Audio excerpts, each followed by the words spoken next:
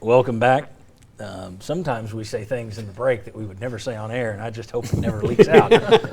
This segment brought to you by Games and Things. When football season arrives, make your TV room the most comfortable room in your house with brand new home theater seating from Games and Things. They have a wide selection of great chairs with all sorts of extras, or you can do what I did and just go with the cost-efficient chairs that you like best. Games and Things, it's not just singular, it's Games and Things.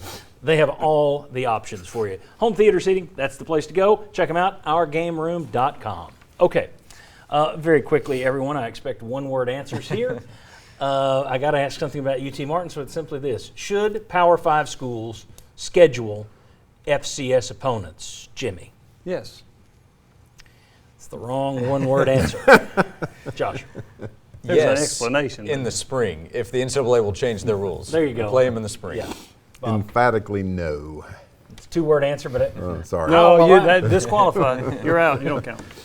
Chuck? Well, you know my answer is yes. But to schedule good ones. Say why.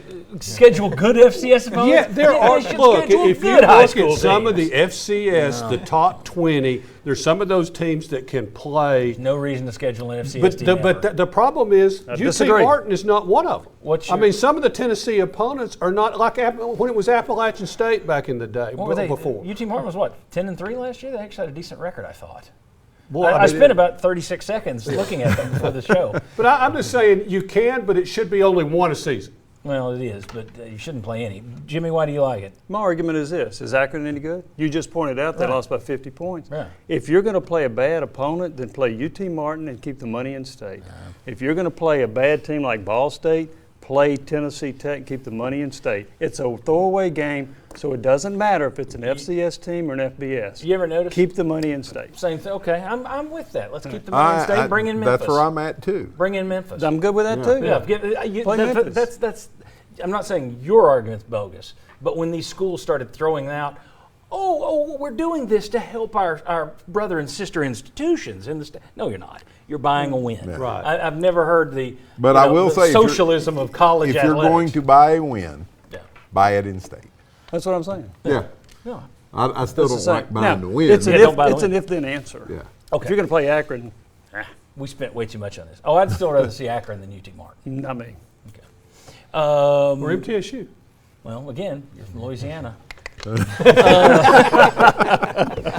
Once the ball scrimmage with I UT drink Martin, faster than that. once the ball scrimmage is with the funnel, right. Kentucky comes to town. They did beat Jeremy Pruitt in Knoxville a couple of years ago, but they've only beaten Tennessee that one time in Knoxville since '85.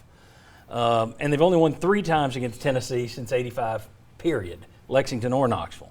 However, last year, 45-42, Will Levis, who Mark Stoops didn't let throw it all over the yard last year until late in the season. Kind of against Tennessee was where it really started to let him fling it. Yeah. Will Levis, top draft pick prospect. He's considered a better prospect for the pros than Hendon Hooker is. Let's let you see some of these numbers from last year. Their numbers are pretty comparable in terms of what they did on the season. And then head-to-head last year, total yardage, Hooker had 357 yards and 4 touchdowns in that game. Will Levis had 419 yards and 5 total touchdowns in that game. That includes 2 rushing touchdowns for Levis. So Levis got the better in terms of stats. Hooker got the win. The big difference there, if you're looking at any of these numbers, the big difference is 31-3 in terms of that touchdown-interception ratio. But my question to you guys, who do you give the quarterback advantage to? And this is for everybody. Who gets the quarterback advantage, Tennessee versus Kentucky? Josh.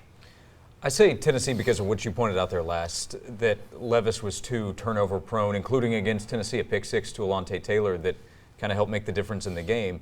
Now, if he cleans that up and Hooker is not as either efficient or mistake-free, then it could go the other way, because I do think Levis is, well, I think he's been underrated. Now with all this draft talk, maybe that's not the case. Rated. Yeah, he's properly rated.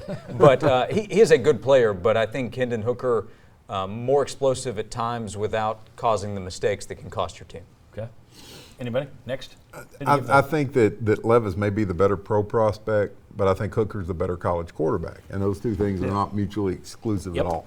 And I think Hooker fits the system very well. So in the head-to-head matchup, if you took them and changed teams and systems, maybe Levis is better.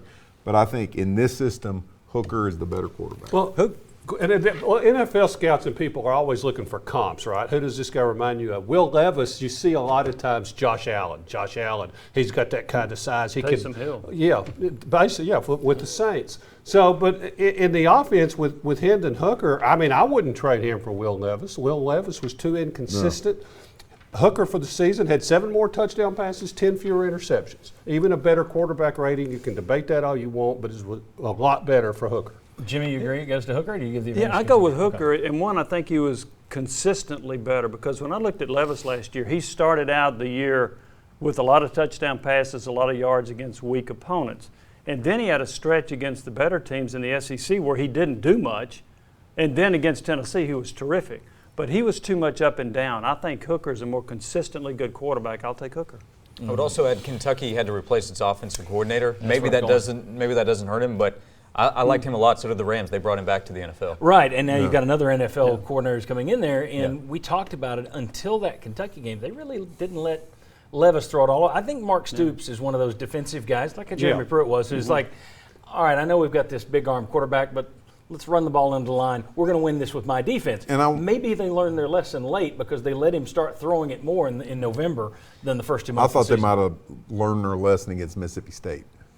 They lost to Mississippi State the week before, a similar offense to Tennessee's, and so maybe they thought, okay, we got to open this up to be able to play with this kind of an offense. All right, very good. What is Tennessee's path to upsetting Georgia in Athens? We'll see if there's a path at all. The yellow brick road. And then has Missouri become just another Vandy at the end of Tennessee's schedule? Is there any interest there? Should there be? Come on back on the Sports Source.